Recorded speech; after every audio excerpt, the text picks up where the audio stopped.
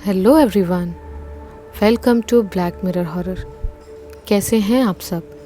I hope आप सब ठीक होंगे।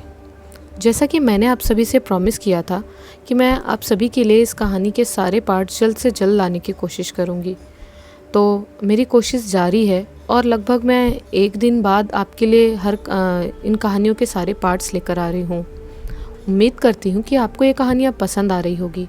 कहानी पसंद आए तो इस वीडियो को लाइक और चैनल को सब्सक्राइब ज़रूर कीजिएगा और साथ ही बेल आइकन भी प्रेस कर दीजिएगा और इन वीडियोस को जितना हो सके उतना शेयर कीजिएगा ताकि बाकी लोग भी इन कहानियों का आनंद ले सके। तो चलिए अब बढ़ते हैं हमारी आगे की कहानी में। और उससे पहले मैं आप सभी को बताना चाहूँगी, अगर आपने इस कहानी के पिछले 3 भाग नहीं सुने हैं तो लिंक डिस्क्रिप्शन में है, आप उसे वहाँ से सुन सकते हैं, वरना आपको आगे की कहानी समझ में नहीं आएगी। तो चलिए बढ़ते हैं अब हमारी कहानी में आगे। विजय की माँ घर में अकेले परेशान हो चली थी क्योंकि विजय अब तक घर नहीं लौटा था।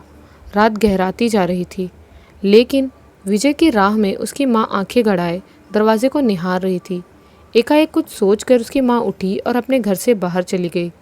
कुछ देर बाद विजय के घर के बेसमेंट से कुछ अजीब सी आवाज़ें आने लगी, जैसे कुछ अजीब औजार पीटने की आवाज़ सुनाई दे रही थी। सुनने से ऐसा प्रतीत हो रहा था मानो कोई दीवार में कील ठोक रहा हो। यहाँ विजय अभी भी आकाश के मृत शरीर को हाथ में लिए रोए जा रहा था, मानो उसे किसी बात का होश ही नहीं था। आदित्यनाथ आगे बढ़कर विजय को संभालते हुए हौसला रखने के लिए कहते हैं। विजय कालीनाथ, नैना और आदित्यनाथ के साथ मिलकर आकाश का अंतिम संस्कार करता है, जिसे संपन्न करते हुए भोर हो आई थी। विजय को आकाश की मौत ने एक मकसद दे दिया था, मानो विजय की आंखों में प्रतिशोध की अग्नि ने जन्म ले लिया हो। माहौल कुछ शांत हुआ ही था कि एकाएक कालीनाथ घबराते हुए स्वर में बोले, हे भगवान, विजय तुम्हारी माँ घर में अकेली है। आकाश अब इस दुनिया में नहीं है और तुम दोनों यहाँ रक्षा घेरे में हो। कालीनाथ की बात सुनकर विजय सकपकाकर होश में आया और तुरंत ही उसे अपनी माँ का ख्याल आया। इन सभी परेशानियों और आकाश की मौत के चलते विजय अपनी माँ के बारे में जैसे भूल ही गया था। जैसे ही सबको इस बात का आभास हुआ तो सभी जल्दी से विजय के घर की ओर निकल गए। आदित्यनाथ इस बार बहुत चिंतित थे।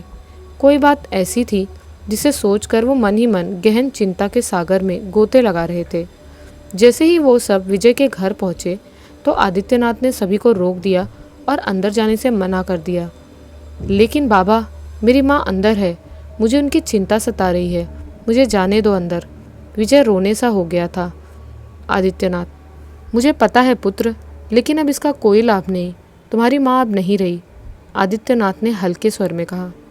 आदित्यनाथ आगे कहते हैं, इस घर में जो भी स्त्री थी वो तुम्हारी माँ थी, लेकिन अब जो है वो शैतान है। घर के अंदर से एक अजीब सी बू आ रही थी, जैसे कोई जानवर मरा हो। आदित्यनाथ ने सभी के ललाट और हाथों पर भभूत लगा दी और सबके साथ अंदर घर में प्रवेश कर गए। अंदर का दृश्य और भी भयावह था। चारों तरफ की दीवारों पर खून लगा हुआ था और पूरे घर में से सड़े मांस की बू आ रही थी। बू नीचे के बेसमेंट से आ रही थी। अब सभी बेसमेंट की ओर बढ़ गए। नीचे जाते वक्त आदित्यनाथ ने सबको चौकन्ना रहने के लिए कहा और कुछ भी अजीब लगे तो मुझे बताना। नीचे पहुंचकर सब देखते हैं कि बेसमेंट के पीछे के हिस्से को किसी पर्दे से ढक रखा था और पूरे बेसमेंट में मांस के सड़ने की बू और तीव्र हो गई। ऐसा लग रहा था मानो नाक को भेद ये बू दिमाग को पागल कर देगी। विजय ने पर्दा हटाया और जो दृश्य देखा उसे देख सभी के पैरों तले से ज़मीन खिसक गई। सभी मानो बुत बन गए और विजय और नयना की मानो हड्डियां जम ही गई। सामने का दृश्य इतना भयानक था कि नैना की चीख निकल गई। सामने पूरे बेसमेंट की छत पर बिल्लियों के शवों को तार से बांधकर लटकाया गया था और आखिर में उसी जगह पर बीचों बीच विजय की माँ का शव लटक रहा था। देखने से ऐसा लग रहा था मानो ये काम खुद उन्होंने ही किया हो। विजय की माँ के गले से खून रिस रहा था और नीचे गिरकर एक घेर बना रहा था। देखने से कोई तारानुमा आकृति बन रही थी। ये सब देखकर विजय कुछ समझ नहीं पाया और आंखों में आंसू लिए वहीं गिरकर रोने लगा। वो आगे बढ़कर अपनी माँ के पास जाना चाहता था, लेकिन आदित्यनाथ ने उसे रोक दिया और कालीनाथ को इशारा किया। कालीनाथ उसे लेकर बाहर जाने लगे और नैना भी उनके साथ चली गई। ये कोई साधारण तंत्र नहीं है, मैं इसे पहचानता हूँ, आदित्यनाथ ने अपने मन में ही कहा। इसके बाद पुलिस को सूचना दी जाती है और 2 पुलिसकर्मी मौके पर पहुँचते हैं। उनमें से एक जूनियर इंस्पेक्टर था, राजीव, और सीनियर इंस्पेक्टर मोहन। ये सब कैसे हुआ? मोहन ने विजय से सवाल किया। विजय कुछ भी बोलने की स्थिति में नहीं था। उसे आकाश के बाद अपनी माँ की मौत का भी झटका सा लगा था। विजय की हालत को देखकर इंस्पेक्टर मोहन ने आदित्यनाथ से सवाल किया, क्या आप इन सब के बारे में कुछ जानते हैं बाबा? आदित्यनाथ, ये सब जो भी हो रहा है उस बच्चे के ऊपर लगे श्राप की वजह से हो रहा है, आदित्यनाथ ने गंभीर होकर कहा। इसके बाद आदित्यनाथ ने पूरा विवरण दोनों पुलिसकर्मी को दिया और दोनों ही उनकी बातें सुनकर हंसने लगे। आदित्यनाथ उन्हें हंसता देखकर एक मध्यम मुस्कान लिए बोले, मेरी वार्ता पर उपहास आ रहा है? तुम बताओ मोहन, तुम्हारे पिता के पिता मतलब तुम्हारे दादा, जो कि तुम्हारे गांव कुभलगढ़ के मुखिया थे और लोगों को अपनी सत्ता के बल पर लूट लिया करते थे, तुम्हें पता है उनकी मौत कैसे हुई? इतना सुनते ही मानो इंस्पेक्टर मोहन का गला सूख गया। वो कुछ बोलना चाहते थे पर बोल नहीं पा रहे थे। अपने पूर्वजों के रहस्य को किसी और के मुंह से सुनकर उन्हें धक्का सा लगा। वो इस बारे में और बात नहीं करना चाहता था, इसीलिए लाश को लेकर वो जाने लगा और जाते हुए विजय के बयान में उसने इसे चोरी और काला जादू का बताकर फाइल बंद करने का बोलकर वहाँ से चला गया। लेकिन जाते वक्त जूनियर इंस्पेक्टर राजीव को ये सब बहुत अटपटा लगा, इसलिए उसने इस बात की तह तक जाने की सोची।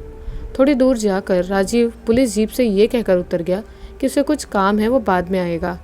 यहाँ इन सब से अनजान नैना की माँ और उसका भाई नैना के अब तक घर न लौटने की वजह से चिंतित हो गए थे। सुबह से रात और रात से फिर शाम हो गई थी। चांद की हल्की रोशनी अब चारों तरफ की आभा बढ़ाने लग गई थी और नैना का अभी तक कोई पता नहीं था। वे नैना के दफ्तर से भी पता करते हैं, पर उन्हें चौकीदार बताता है कि नैना मैडम तो विजय सर के साथ कल दोपहर को ही चली गई थी। किसी अन्य व्यक्ति के नाम से नैना की माँ घबरा जाती है। वो इसीलिए क्योंकि नैना ने विजय के बारे में अपनी माँ को नहीं बताया था, लेकिन नैना का भाई ये बात जानता था क्योंकि नैना के कमरे में उसने विजय की तस्वीर देख ली थी। अब तो मानो वो अपनी बहन को छेड़ता था चॉकलेट पाने के लिए। जब भी उसे कुछ चाहिए होता या चॉकलेट खाने का मन करता तो वो अपनी बहन नैना को ये कहकर तंग करता कि अगर आपने मुझे चॉकलेट नहीं लेकर दी तो मैं माँ को सब बता दूंगा। अपने इस खूबसूरत से राज को नैना अभी अपनी माँ को नहीं बताना चाहती थी, इसीलिए वो अपने भाई की सभी शर्तें मानती रहती। क्या करती बेचारी, मजबूर जो थी दिल के हाथों। इतने में नैना का भाई अपनी माँ को विजय और नैना के बारे में सब बता देता है। नैना की माँ कुछ भी सोच नहीं पा रही थी कि उसे घर के बाहर किसी के आने की आवाज़ सुनाई दी। बाहर जाकर देखा तो नैना विजय को सहारा दिए खड़ी थी और उनके पीछे थे योगी आदित्यनाथ और कालीनाथ। पहले तो नैना की माँ ने उसे बहुत डांटा, फिर गले लगाकर रोने लगी। अब वो सभी घर के अंदर आ गए थे। नैना की माँ ने नैना से पूछा कि वो अब तक कहाँ थी और ये सभी कौन है, तो इस पर नैना ने एक सांस में अपने साथ घटी सभी घटनाओं का विवरण दिया, जिसे सुनकर नैना की माँ आश्चर्य और डर से भर गई। वो विजय को निहारने लगी। नैना की माँ की आंखों में विजय के लिए सहानुभूति और प्रेम देखा जा सकता था। वो उठी और विजय के लिए गर्म पानी लेकर आई, फिर सभी को चाय दी। आदित्यनाथ नैना की माँ को बताते हैं कि अभी खतरा टला नहीं है। ये सुनकर नैना की माँ चिंतित हो गई। माँ, क्या मतलब अभी ये सब फिर से होगा? नैना की माँ ने घबराते हुए स्वर में कहा। आदित्यनाथ, हाँ, चूँकि विजय और नैना एक दूसरे से प्रेम करते हैं, इसलिए दोनों में आत्मिक संबंध स्थापित है, जिसके चलते विजय का श्राप अब नैना के हिस्से भी आता है और इससे आपको भी खतरा है क्योंकि आप नैना से जुड़े हुए हैं। इन सब की बातें कोई खिड़की से ध्यान लगाकर सुन रहा था। ये और कोई नहीं बल्कि जूनियर इंस्पेक्टर राजीव था। राजीव जो भी सुन रहा था उसे अपने कानों पर यकीन नहीं हो रहा था। फिर भी आतंकित होते हुए अपने कौतूहल के चलते वो वहीं छिपकर सब कुछ सुनता रहा। नैना की माँ को सब कुछ बताकर आदित्यनाथ उठकर घर की बंदिश करते हैं और नैना की माँ और भाई को भी रक्षा सूत्र देते हैं। इतने में विजय कुछ होश में आ गया था। वो नैना से कहता है, मेरा तुमसे कोई रिश्ता नहीं है नैना, आज के बाद तुम मुझसे कभी बात नहीं करोगी, कभी नहीं मिलोगी। एक अच्छा सा लड़का देखकर अपना घर बसाना। मुझे माफ़ कर देना। अब तक मैंने तुम्हें इस मुसीबत में भागीदार बनाया। नैना मौन हुए, आंखों में आंसू लिए बस चुपचाप उसे देखे जा रही थी। विजय उठकर जाने को होता है कि आदित्यनाथ कहते हैं, तुम चाह कर भी इन सबको इस मुसीबत से अलग नहीं कर सकते विजय। नैना तुमसे आत्मिक रूप से जुड़ी है और तुम्हारा ये श्राप तुम्हारी आत्मा से, इसलिए तुम चाह कर भी ये नहीं कर सकते। ऐसा करना इन्हें मौत के मुंह में फेंकने जैसा होगा। आदित्यनाथ ने गंभीर होकर कहा, अब मैं क्या करूं बाबा, आप ही बताएं। इन सब की ज़िंदगी को कैसे खतरे में डाल दूं, जबकि ये मुझसे जुड़ा है। इस पर कालीनाथ कहते हैं, बेटे अपनी कमज़ोरी को खुद पर हावी ना होने दो। हम सभी जानते हैं तुम किस पीड़ा का अनुभव कर रहे हो। यकीन मानो हम भी तुम्हारी सहायता ही करना चाहते हैं। लेकिन लेकिन लेकिन क्या गुरुदेव? विजय ने हैरान होकर पूछा। इस पर आदित्यनाथ बताते हैं कि तुम्हारे घर पर बिल्लियों को मारकर जो तंत्र किया गया था वो कोई साधारण तंत्र नहीं था, बल्कि एक बहुत ही विनाशकारी शक्ति का आवाहन किया गया था। इसके बाद आदित्यनाथ बताते हैं कि 16वीं शताब्दी में पूर्वी इंग्लैंड के एक्सेस में एक महिला जिसका नाम एलिजाबेथ फ्रांसिस था, उसने अपने प्रेमी पर काला जादू कर दिया था, क्योंकि उसके प्रेमी ने उसे शादी करने के लिए इनकार कर दिया था। परिणाम स्वरूप एलिजाबेथ ने उसे मार तो दिया, लेकिन अपनी इस क्रोध की अग्नि को वह शांत न कर पाई और अब वो उन सभी पर काला जादू करने लगी जिसे वो पसंद नहीं करती थी। उसकी इसी काला जादू की प्रक्रिया, जिसे अंग्रेज़ी में ब्लैक किटन रिचुअल कहते हैं, पता नहीं कैसे और किसने, लेकिन उस शक्ति का आवाहन किया गया तुम्हारा अनिष्ट करने के लिए। चूँकि तुम उस वक्त घर पर नहीं थे तो उस शक्ति ने तुम्हारी माँ को अपना शिकार बनाया। विजय, क्या? ये मैं कुछ समझ नहीं पा रहा हूँ। पहले हाकिनी, फिर वो प्रेत कृत्या और अब ये नया काला जादू। आखिर मुझसे ही क्यों? क्या चाहिए किसी को मुझसे? कालीनाथ, यही तो हम भी समझ नहीं पा रहे हैं, क्योंकि उस शक्ति को हाकिनी नहीं भेज सकती। वो शक्ति हाकिनी से भी ज़्यादा प्रलयकारी है। हाकिनी पूरी तरह से दैत्य नहीं है, बल्कि देवी रूप है, लेकिन वह शक्ति और कोई नहीं बल्कि नरक से निकली एक शैतानी शक्ति है, डीमन सैटर्न। विजय, सैटर्न? मैं इसे जानता हूँ। मेरा एक दोस्त था जो कि ईसाई था। उसने बताया था कि नरक में सबसे खतरनाक शक्ति सैटर्न है। आदित्यनाथ, सैटर्न ने एलिजाबेथ की आत्मा को अपने वश में कर लिया था, जिसके बाद एलिजाबेथ ने अपने प्रेमी के साथ साथ कई लोगों की जान ले ली। किसी ने उस शक्ति को जगाया है, लेकिन आश्चर्य की बात यह है कि उसे जगाना इतना आसान नहीं है। ये काम वही कर सकता है जो इन सब के बारे में जानता हो। विजय कुछ भी समझ पाने की हालत में नहीं होता और अपना सर पकड़कर वहीं बैठ जाता है। कालीनाथ नैना के घर में ही ये एक यज्ञ घेरा बनाकर देते हैं, जिसमें आदित्यनाथ बैठकर अपनी दिव्य दृष्टि से पता लगाने की कोशिश करते हैं कि इन सब के पीछे आखिर है कौन। अभी तक जूनियर इंस्पेक्टर इन सभी की बातें ध्यान से सुन रहे होते हैं और फिर वहाँ से दबे पाँव चले जाते हैं। यहाँ आदित्यनाथ देखते हैं कि एक आकृति जो किसी पुरुष की है, किसी इमारत की छत पर बैठकर कोई साधना कर रहा होता है। वो काली विद्या कुछ अलग ही थी। उसमें बिल्ली के मृत शव का इस्तेमाल कर वो किसी शक्ति को आवाहन करता है और तुरंत एक महिला आकृति उभर आती है। वो व्यक्ति उसे कुछ कहता है और इतने में उस महिला आकृति की दृष्टि आदित्यनाथ पर पड़ जाती है और आदित्यनाथ हड़बड़ाकर मुद्रा से बाहर आ जाते हैं। आदित्यनाथ, असंभव। किसी ने एलिजाबेथ की आत्मा को बुलाकर ये सब किया है, जिससे सैटर्न को इस संसार में लाया जा सके। आखिर कौन था वो व्यक्ति जिसने इस अनजान शक्ति को विजय के पीछे लगा दिया था? पुलिस स्टेशन में अपनी टेबल पर बैठा राजीव अपनी आंखों देखी घटनाओं को सोच विचार कर समझने का प्रयास कर रहा था। वो इसी उधेड़बुन में बैठा था कि एकाएक उसके सीनियर इंस्पेक्टर मोहन आ गए। मोहन, राजीव, कल की फाइल को एक बार देख लो और उसकी चार्जशीट बनाकर बंद कर दो। कोई दिक्कत हो तो मुझसे पूछ लेना। इंस्पेक्टर मोहन ने अपनी कुर्सी की टेक लेते हुए कहा। राजीव, सर, आपको नहीं लगता कि ये केस इतना सीधा नहीं है? मुझे तो कुछ भी ठीक नहीं लग रहा। जिस तरह का परिवेश उस जगह का मिला था, वैसा कभी कहीं भी देखने को नहीं मिला। सर, हो सकता है कि बाबा की बताई उस कहानी में कोई सच्चाई हो, राजीव ने अपनी बात रखते हुए कहा। मोहन, तुम्हें जो कहा गया है उतना करो। अपना दिमाग लगाने की कोई ज़रूरत नहीं है, समझे? मोहन ने गुस्से से कहा। ठीक इसके बाद राजीव ने अपना काम खत्म किया और बाहर देखा तो शाम होने को आई थी। वो वहाँ से बाहर की ओर जाने को होता ही है, इतने में एक आदमी पुलिस स्टेशन के अंदर आ जाता है। साहब नमस्कार, उस आदमी ने राजीव की ओर देखते हुए कहा। राजीव, कौन हो तुम और यहाँ किस लिए आए हो? साहब मेरा नाम आत्माराम है, मैं कमला अपार्टमेंट में रहता हूँ। कुछ दिनों से मेरे पास के एक फ्लैट में रात को अजीब अजीब आवाज़ें सुनाई देती हैं। मैं जाकर देखता हूँ तो वहाँ कोई नहीं होता। पहले तो मुझे ये सब मेरा वहम लगा, लेकिन अब ये हर रात घटने लगा था। साहब अब तो घर में रहते हुए भी हर एक दिन दहशत में बीत रहा है। और कल जो मैंने देखा। इतना कहकर आत्माराम चुप हो गया। उसके माथे पर भय की शिकन साफ देखी जा सकती थी। राजीव, कल क्या देखा तुमने, मुझे बताओ? राजीव ने जोर देते हुए आत्माराम से पूछा। आत्माराम, साहब आप यकीन नहीं करेंगे, लेकिन कल जो हुआ उसे मैं सोचता हूँ तो मेरा दिल दहल जाता है। तकरीबन आधी रात को किसी के घुर्राने की आवाज़ से मेरी नींद टूट गई। तो मैंने सुना वो आवाज़ मेरे पास के ही फ्लैट से, जो कि डेविड का है, वहाँ से आती लग रही थी। आत्माराम आगे बताते हैं कि डेविड के घर से कई दिनों से कुछ अजीब तरह की आवाज़ें आ रही हैं, जैसे कोई मंत्र पढ़ रहा हो।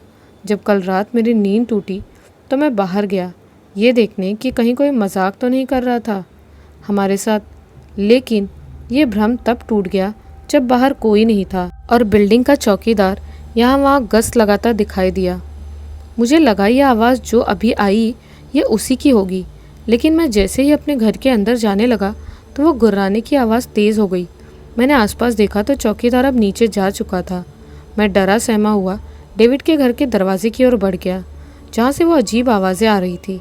दरवाजे की दरार से अंदर झांक कर जो दृश्य देखा, साहब आत्माराम की आत्मा ही काँप गई। कितना भयानक और विभत्स था। ऐसा लग रहा था कि मानो नरक से कोई शैतान निकल आया हो। आत्माराम आगे बताने लगता है। डेविड ज़मीन पर बैठ किसी तरह की कोई निम्न क्रिया कर रहा था। उसके हाथ में एक बिल्ली का शव था और उसी बिल्ली के खून से एक वृत्त बनाकर उसमें वो बैठा हुआ था।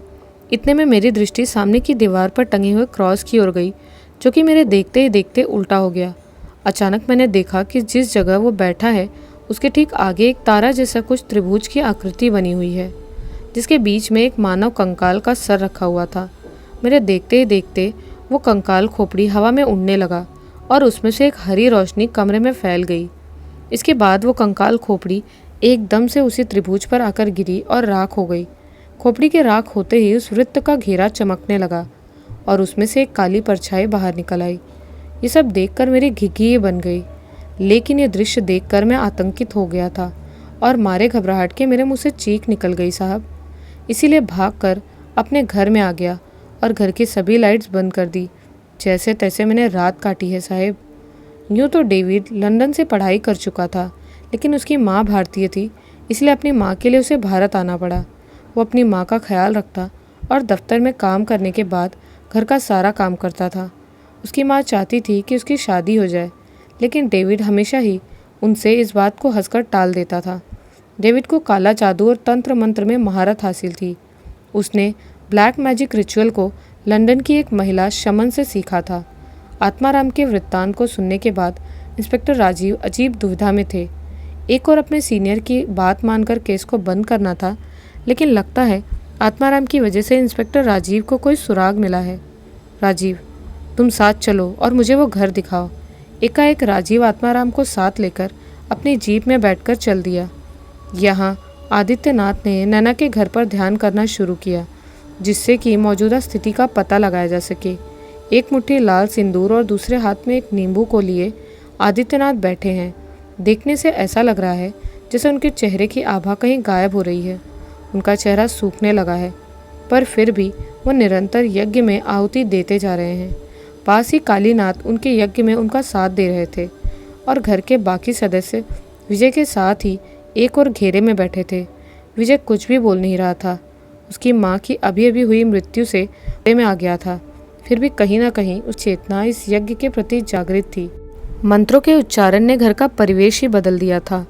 इसी दौरान यज्ञ कुंड आहुति से ज्योति निकलने लगी और हवा में एक स्थान पर मिलती रही। आखिरी ज्योति का हिस्सा कुछ बड़ा था, जिसके मिलते ही घर प्रकाशमान हो उठा। कालीनाथ, अद्भुत है ये दृश्य गुरुदेव। न जाने कब से इस क्षण की प्रतीक्षा में था मैं, लेकिन आज ये अवसर मिला भी तो ऐसी परिस्थितियों में इसका ज्ञान नहीं था। आदित्यनाथ, मनुष्य योनि में जन्म लेने वाले सभी इस दृश्य का साक्षी बनना चाहते हैं कालीनाथ, परंतु वो ये भूल जाते हैं कि दैवी शक्तियों को देखना इतना आसान नहीं है। वर्षों की तपस्या, मनोबल और साफ मन से ही ईश्वर के दर्शन हो सकते हैं। नैना, आप लोग क्या बात कर रहे हैं, हमें कुछ भी समझ नहीं आ रहा है। आदित्यनाथ ने नैना की ओर देखकर हल्के से मुस्कुराए और इसके साथ ही यज्ञ कुंड से निकला ऊर्जा पुंज एक आकृति लेने लगा। देखते देखते आकृति साफ होने लगी। माथे पर तेज और सुंदर नयन अक्ष वाली लाल वस्त्र धारण किए हुए एक आकृति उभर आई, जिसे देखते ही कालीनाथ और आदित्यनाथ ने खड़े होकर उन्हें प्रणाम किया। नैना और बाकी सभी देवी के इस रूप को देखकर चकित हो गए थे। आधुनिक युग में इस तरह देवी का दर्शन पाना हर किसी के भाग्य में नहीं होता। देवी दर्शन होते ही विजय अब कुछ ठीक हुआ और उसके साथ ही सभी ने देवी को प्रणाम किया। विजय को बीती सभी बातें याद आने लगी और उसकी आंखों के आगे से सभी बीते पल निकलने लगे थे। विजय कुछ सोच ही रहा था कि इसी दौरान नैना आदित्यनाथ के बनाए घेरे से बाहर आ गई। नैना के बाहर आते ही आदित्यनाथ ने उसे वापस घेरे में जाने को कहा, लेकिन तब तक नैना देवी का विकराल रूप देख चुकी थी। दरअसल जो घेरा आदित्यनाथ ने सबके लिए बनाया था वो एक प्रतिछल की भांति काम कर रहा था। प्रकट होने वाला देवी रूप विकराल रूप ही था, परंतु घेरे की वजह से सबको वो रूप देवी का सहज रूप दिखाई दे रहा था। इसलिए नैना के बाहर आते ही उसे वो रूप विकराल दिखाई देने लगा। लाल आंखें, एक हाथ में नरमुंड और दूसरे हाथ में रक्त प्याला और चेहरे पर गहन क्रोध का भाव लिए देवी काली खड़ी है। देखकर ये पता लगाया जा सकता था कि आदित्यनाथ देवी से मौन रहकर ही आत्मिक भाषा के माध्यम से ही वार्ता कर रहे थे। हे भगवान, ये कैसी माया है, नैना ने अपने मन ही मन में कहा। इसके बाद देवी ने नैना को एक दृष्टि से देखा और तुरंत ही नैना के हाथ में एक बेल पत्र आ गया। इसके साथ ही देवी वहाँ से हवा में विलीन हो गई। नैना, देवी का ये स्वरूप मुझे घेरे में क्यों नहीं दिखाई दिया, नैना ने अपनी बात रखते हुए पूछा। इस पर विजय और नैना की माँ ने आदित्यनाथ से इस अद्भुत माया का कारण पूछा, जिसके जवाब में आदित्यनाथ कहते हैं कि यह आवश्यक था। तो इस पर विजय प्रश्न लगाते हुए बोलता है, मैं कुछ समझ नहीं पा रहा हूँ गुरुदेव। आदित्यनाथ, भरोसा करो पुत्र, अभी ये समय इन बातों का नहीं है। कालीनाथ, बेटी नैना, देवी का विकराल रूप हर कोई नहीं देख पाता, इसलिए परम गुरु ने ये घेर बनाया था ताकि तुम सभी को देवी का सहज रूप ही दिखे, परंतु तुम बाहर आ गई और तुमने देवी के विकराल रूप का दर्शन किया।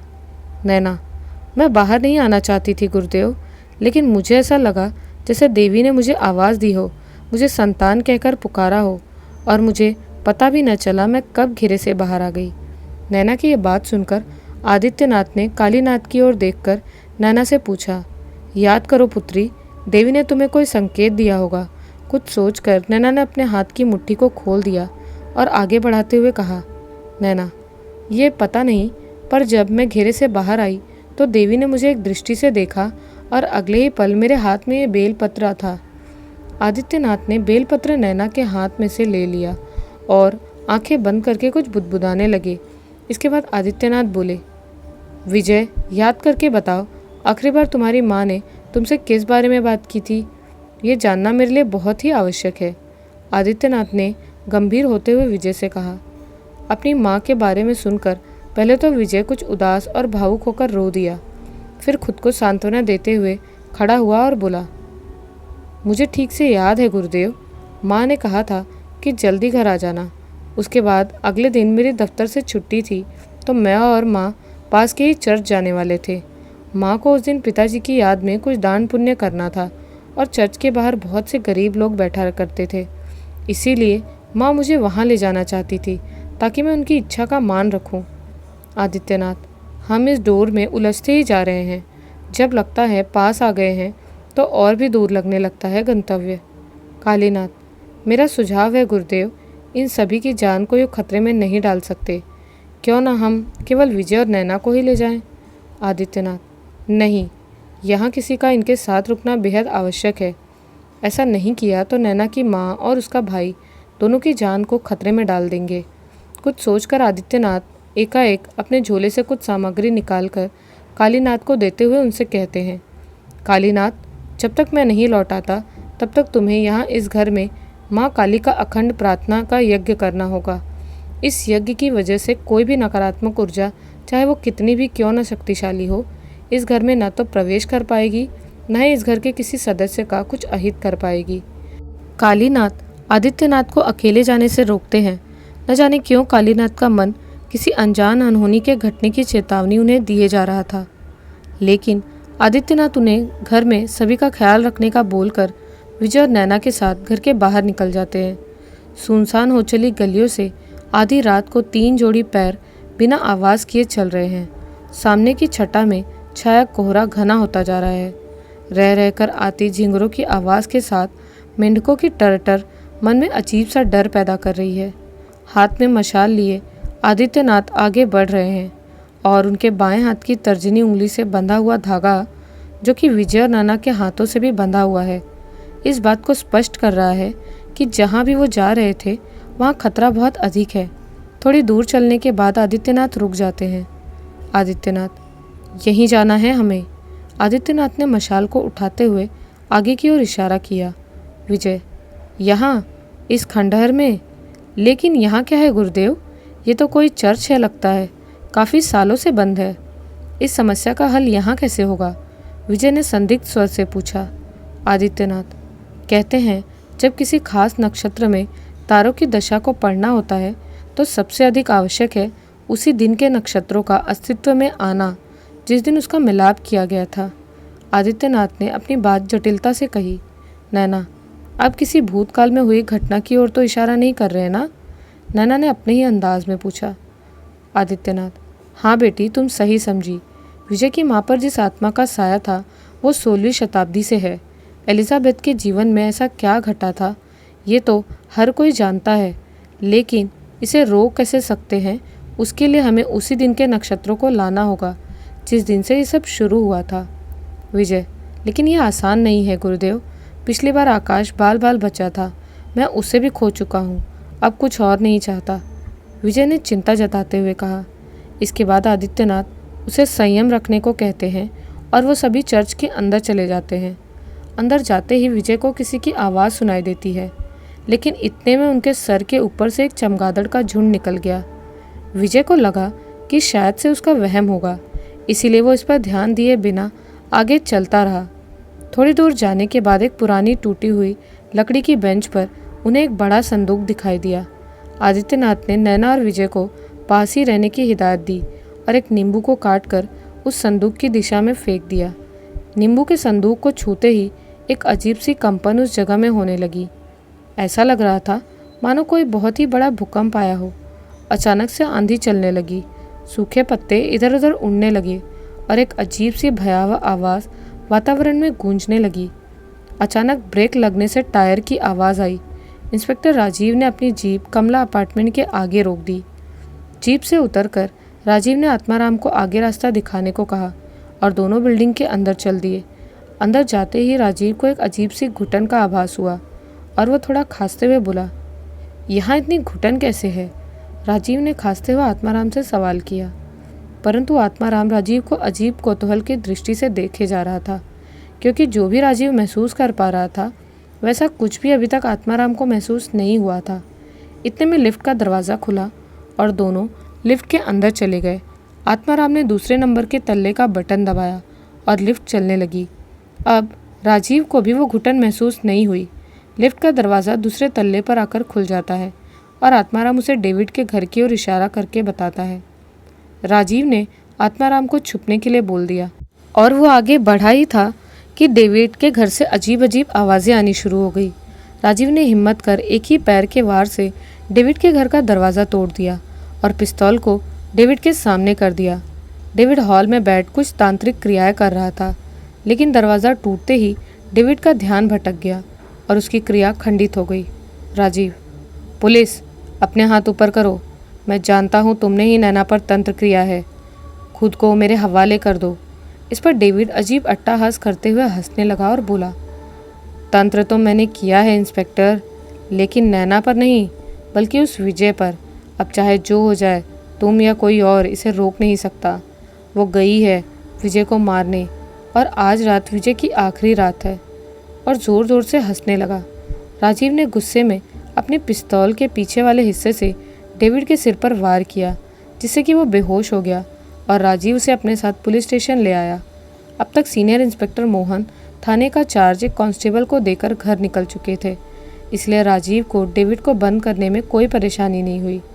डेविड को बेहोश हालत में लॉकअप में बंद कर दिया गया और सभी कांस्टेबल को ये हिदायत दी गई कि चाहे जो हो जाए, मेरे आने तक इसकी कोई भी बात नहीं मानी जाएगी, चाहे ये पानी भी क्यों ना मांगे। सभी ने राजीव के दिए गए निर्देश को मानकर हामी भरी, और इसके बाद राजीव जल्दी से जीप में बैठकर कहीं चला गया। सब कुछ अपनी जगह पर ही स्थित था। पास में ही कालीनाथ देवी यज्ञ कर रहे हैं ताकि कोई भी बुरी शक्ति इस घर में ना आए, परंतु नैना की माँ और भाई इतने डरे हुए थे कि यदि कोई बिल्ली भी घर के पास से आवाज़ करती गुजर जाए तो उनके प्राण बाहर को आ जाएं। एकाएक गाड़ी के टायर की आवाज़ आई और इंस्पेक्टर राजीव ने घर में कदम रखा। राजीव, नैना और विजय कहाँ हैं? राजीव ने माथे पर चिंता के भाव लिए हुए पूछा। तो इस पर नैना की माँ ने पूछा, आप कौन हैं और कैसे जानते हैं नैना और विजय को? राजीव, ये समय अभी इन बातों का नहीं है, मुझे बताइए नैना और राजीव कहाँ हैं? उनकी जान खतरे में है। कालीनाथ अपना यज्ञ करते हुए ये सब सुन रहे थे। यज्ञ में आहुति देते हुए ही उन्होंने सवाल किया, तुम वही हो ना जो विजय के घर छानबीन करने मौके पर आए थे? हाँ बाबा, मैं वही हूँ, मेरा नाम राजीव है। आज कुछ अजीब हुआ। जब मैं पुलिस स्टेशन में अपना काम खत्म कर शाम की चाय पीने के लिए बाहर जा ही रहा था तो एक आदमी आया और उसने मुझे जो बताया उसके आधार पर ही मैं आया हूँ, और मुझे पता है कि नैना और विजय दोनों ही मुसीबत में हैं। इसके बाद राजीव ने एक ही सांस में सारा वृत्तांत कह सुनाया।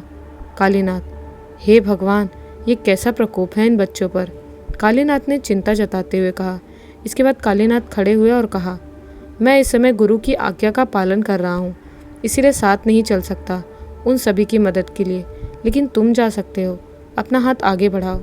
इसके बाद कालीनाथ राजीव का हाथ पकड़ते हैं और अपनी दिव्य दृष्टि से उसे ये ज्ञात होता है कि विजय और बाकी सब कहाँ गए हैं। वो आत्मा बेहद खतरनाक है, तुम्हें इसकी ज़रूरत होगी।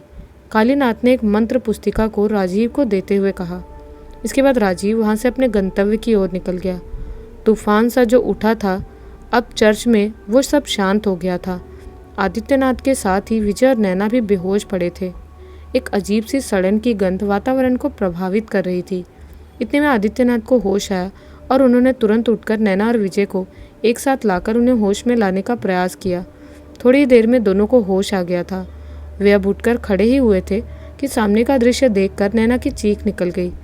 आदित्यनाथ और विजय ने जब नैना से पूछा तो उसने सामने की ओर इशारा किया, जिसे देखकर किसी का भी दिल दहल जाए। सामने जीसस के क्रॉस पर हाकिनी बैठी थी और विजय को देखकर एक अजीब सी मुस्कान लिए बोली, तुम्हें क्या लगा तांत्रिक, तुम मुझे उस जगत में कैद रख पाओगे? मैं इस विजय को अपने साथ लेकर ही जाऊंगी। और इसके बाद हाकिनी ज़ोर से हंसते हुए अट्टहास करने लगी। उसके इस क्रंदन से चर्च का माहौल भयावह हो चुका था। आदित्यनाथ ने कुछ सोच और हाकिनी के चेहरे की ओर देखा और कुछ स्तब्ध रह गए। उन्होंने अपने गले से एक माल निकाली और उन्होंने उसे विजय को पहना दिया और नैना को जाने के लिए बोल, लेकिन नैना जैसे ही पीछे मुड़ी तो सामने से राजीव आ गया। राजीव ने नैना को बाहर न जाने के लिए कहा और बोला कि अभी इस कहानी का सच जानना बाकी है। राजीव ने सारी बात बताई कि किस तरह डेविड ने ये सब किया, जिसके बाद हाकिनी ज़ोर से हंसने लगी और उसका बदन अजीब तरह के काले धुएं में बदलने लगा। देखते ही देखते उसका पूरा रूप बदल गया था। अजीब बिखरे बाल, काले दांत और मुँह से गिरता हुआ अजीब हरे रंग का चिपचिपा पदार्थ, ऐसा विभत्स चेहरा कि नैना उसे देखकर बेहोश हो गई। आदित्यनाथ ने तुरंत ही एक बार अपनी दिव्य शक्तियों से उस आत्मा पर प्रहार किया, लेकिन उस आत्मा ने उस वार को रोक दिया और विजय पे दे मारा, जिससे विजय उछलकर दूर जा गिरा। इतने में वो आत्मा विजय के करीब आ गई और उसके ऊपर बैठ गई। उसने विजय के हाथ को काट लिया और उसका खून फैलाकर ज़मीन पर कुछ आकृति बनाने लगी। आदित्यनाथ ये देखकर समझ गए कि यह आत्मा और कोई नहीं बल्कि एलिजाबेथ फ्रांसिस है। उन्होंने देर किए बिना ही अपनी नज़र यहाँ वहाँ दौड़ाई तो उन्हें जीसस की मूर्ति के नीचे एक छोटा ताबूत मिला। उन्होंने उसे खोला तो सहम गए। उस ताबूत में एक गुड़िया थी, जिसे देखते ही आदित्यनाथ पहचान गए और उन्होंने फ़ौरन वो गुड़िया उठा ली। गुड़िया के हाथ में आते ही आत्मा ने विजय को छोड़ दिया और हवा में चिल्लाते हुए आदित्यनाथ की ओर बढ़ी, लेकिन इतने में ही आदित्यनाथ ने उस गुड़िया को जला दिया और वह आत्मा चीखते हुए राख हो गई, वहीं समाप्त हो गई। आत्मा के समाप्त होते ही उस चर्च में अपने आप ही उजाला हो गया। सब तरफ की रोशनी अपने आप ही जल उठी और अजीब सी आवाज़ करते हुए काली परछाइयाँ उस जगह से निकलकर भागने लगी। राजीव ने विजय को उठाया और फिर आदित्यनाथ के साथ नैना और विजय को लेकर अस्पताल आ गए। 1 हफ्ते बाद दोनों को अस्पताल से छुट्टी मिल गई और सभी नैना के घर चाय की टेबल पर बात करने लगे। आदित्यनाथ, आखिर तुम्हें कैसे पता चला कि डेविड ने ही उस आत्मा का आवाहन किया था? राजीव, मैंने उस दिन रात को यहीं इस घर के बाहर छिपकर आप सभी की बातें सुनी, जिसमें आपने सभी को विजय की माँ के साथ घटी घटना के बारे में बताया और मुझे ये बहुत अजीब लगा, लेकिन कहीं ना कहीं मैं इन सबसे परिचित था। तो मुझे डेविड के एक पड़ोसी से सुराग मिला। जब वो डेविड के घर में चल रही तांत्रिक क्रियाओं के बारे में बताने आया और मदद की गुहार लगाने लगा, मैंने डेविड को पकड़ लिया और उसे बंद कर दिया। उसने अब अपना गुनाह स्वीकार कर लिया है और उसे उम्र कैद की सज़ा हुई है। मैं तो डेविड को एक अच्छा दोस्त समझती थी, लेकिन उसने ऐसा क्यों किया? नैना ने कहा। राजीव, क्योंकि डेविड तुमसे प्यार करता था और विजय से उसे जलन थी, इसलिए उसने ये सब किया। विजय, लेकिन बाबा आपको कैसे पता कि वो आत्मा हाकिनी नहीं बल्कि एलिजाबेथ है?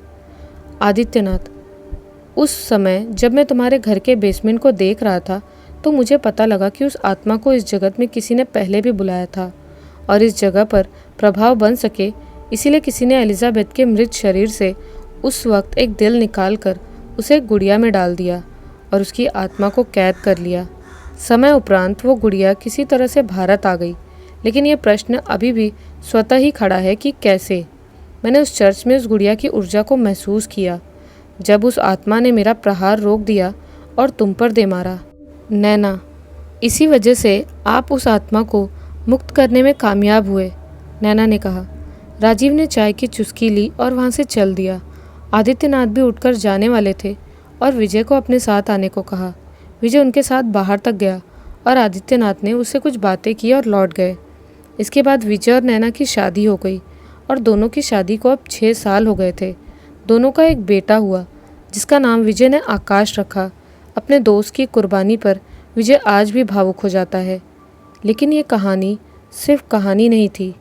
ठीक इसके 11 साल के बाद एक सड़क बनाने वाली कंपनी ने उसी जंगल के पास एक हाईवे रोड का निर्माण शुरू किया, जिसके लिए पानी की आवश्यकता हुई तो मजदूरों ने उसी कुएं का पानी इस्तेमाल किया और इसी दौरान हाकिनी के कमर की वो माला बाहर निकल आई। तो अब क्या होगा इस कहानी में आगे? अब किस तरफ ये कहानी मोड़ लेगी?